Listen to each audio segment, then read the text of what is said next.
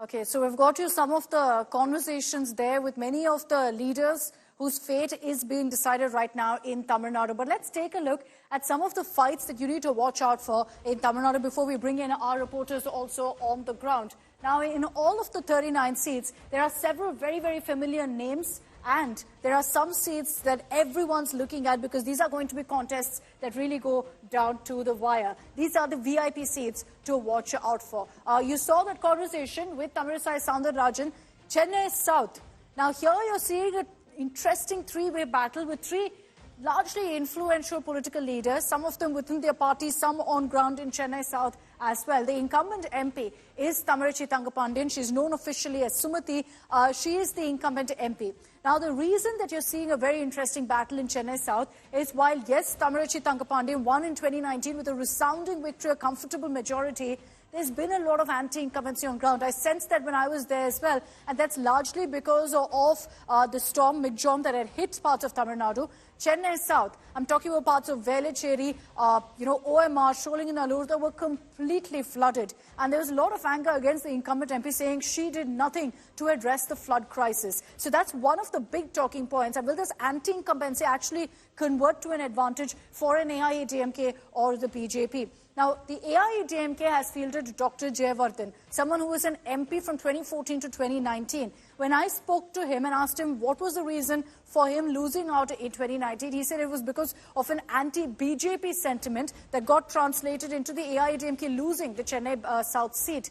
Tamilisai Soundararajan, interestingly, is now fighting in that seat. And this came as a surprise. While the BJP had made it clear that the Chennai seats, they're going to give the DMK a big fight, Tamilisai Soundararajan actually resigning as governor, coming back into electoral politics, definitely came as a big surprise. Remember that before this, she's been fielded from Thoothukudi, where she lost out to Kanimuri. So she's used to essentially taking on these political bigwigs.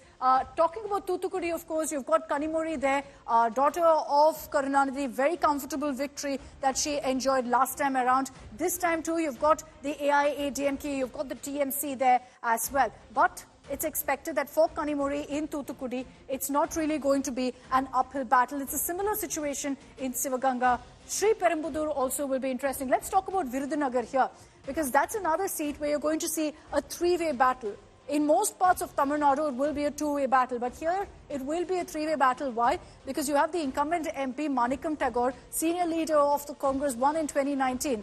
Now, here's where it gets interesting. The BJP's fielded Radhika Sarath Kumar, actor, politician. Her husband, of course, Sarath Kumar, has merged his party with the BJP. So they're now officially part of the Bharatiya Janata Party. When I was on ground, what I did sense was that Radhika Sarath Kumar was getting a lot of support.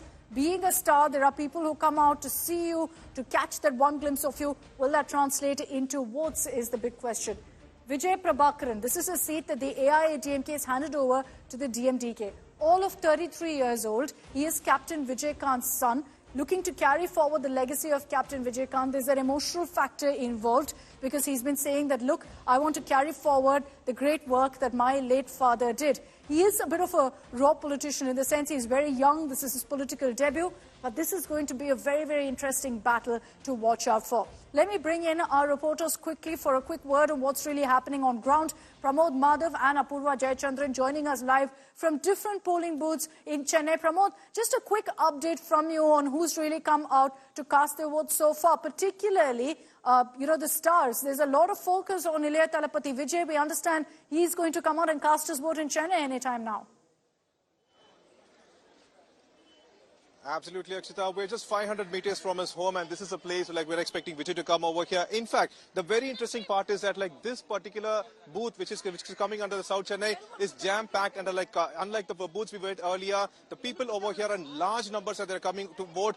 Average in Tamil Nadu, it goes up to 72%, and this is how that actually translates on the ground. And this is a place where already police are there to control the crowd. Imagine, Akshita, DMK and AIADMK have been for like several decades, and their vote percentage, the number of cadres they have comes up to 2 crores or 2.5 crores. And Vijay floats a party almost a month ago, and he claims that he already has 78 lakh cadres in Tamaraga Vechi Kadagam, and that's the kind of translation that we see on the ground over here. And that's why even after on that barricade on the other side, there are quite a lot of fans who are waiting for Vijay as well. So that's the star power. That's Tamil Nadu is known for. MGR, Rajinikanth, Jayalalitha, and it looks like this is going to be a time for Vijay. Will it translate into electoral politics? We have to wait and watch. But there are a large crowd waiting for Vijay at this location, Akshita. He's going to be entering the fray in 2 years, in 2026, in the elections. But I remember back in 2021, during the assembly elections, when I was there on ground, Vijay had turned up on a cycle. The cycle had marks of red and black, so everyone's like, that's a sign of who he's going to vote for. He's trying to send across a message. There was so much frenzy over that there was actually a clarification that was issued by Vijay's team saying, please don't read into the color of the bike that he was traveling in. So there's been endless curiosity, speculation about which way really his political leanings are. Now, at least, it's clear as to what he wants to do. What kind of politics, what exactly he'll stand for, still no clarity on that. But in the months to come, we're hearing that he will be a lot more active politically in Tamil Nadu. Apurva Jayachandran is also joining us live from Chennai. Apurva, we just played out the conversation that you had with Udayanidhi Stalin, where he's made it very, very clear that, he's confident of the DMK doing very, very well. For the DMK, this is largely a prestige fight. Take it away. What are you seeing around you? Well, Akshita, definitely interesting comments coming in there from Udayanidhi Stalin. In fact, he goes on to say that the DMK is quite confident of a higher voter turnout as well this time and a massive win by a large margin. That's what Udayanidhi Stalin had also told us. In fact, we're also questioned, about Annamalai's statements as well, and he says he doesn't want to comment on it. But interestingly, when questioned about the Deputy Chief Minister's post, he says that these are nothing but just rumors and that, that's all they will be. So there we have Udayanidhi Stalin there on one side, while rumors are building up that yes, most likely he might be the next Deputy Chief, the Deputy Chief Minister for Tamil Nadu. On the other side there, Udayanidhi Stalin himself saying that these are nothing but rumors and that only time will tell. So interesting conversation there. He seems quite confident enough. In fact, he was accompanied by his wife. Both of them had come here to the SIET college where they had just exercised their... Kritika also there out to cast their vote at the Eldams Road polling booth.